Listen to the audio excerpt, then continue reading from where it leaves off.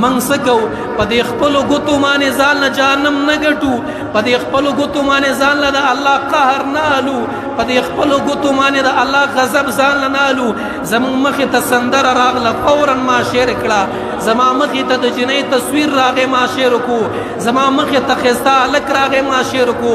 یاد وساته او هغه څوک چې سندرې شعر کوي هغه څوک چې فلمونه شعر کوي هغه چې د جنکو تصویران شعر کوي هغه چې د ښایسته هلکانو تصویران شعر کوي ته به سبا قبر کې پروت یې خو ستا دغه سندره چې تا شعر کړه بل مسلمان وکتله او بل مسلمان شعر کې بل وکتله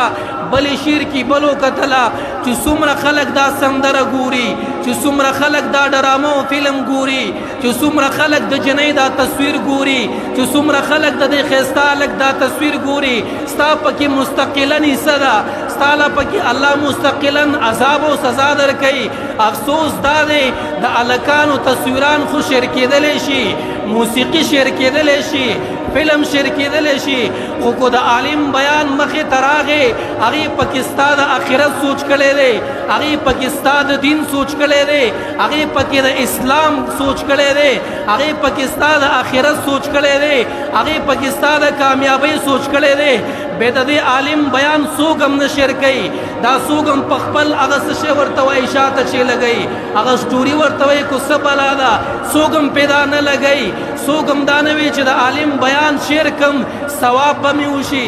یاد وساته کو په فیسبوک د عالم بیان مخې ته درغې او تا شعر کو ستا په وجه کو الله یو مسلمان اصلاح کو ستا په وجه کو الله یو بنده جوړ کو ستا پکې پوره پوره حصه ده هغه به مخکې شعر کوي ستا پکې ثواب کېږي هغه به مخکې شعر کوي ستا به پکې ثواب کېږي د دنیا خلکو ته به ورسېږي خو د یو عالم په خبره چې دنیا یې اوري تاله به الله ثواب درکوي موږ د عالمانو بیانونه نه شعر کوو موږ په دې خپل فیسبوکونو باندې فسق او فجور شعر کوو موږ په موسیقۍ شعر کوو موږ په ګانې بجانې شعر کوو خدا را مسلمانه دا دسیسې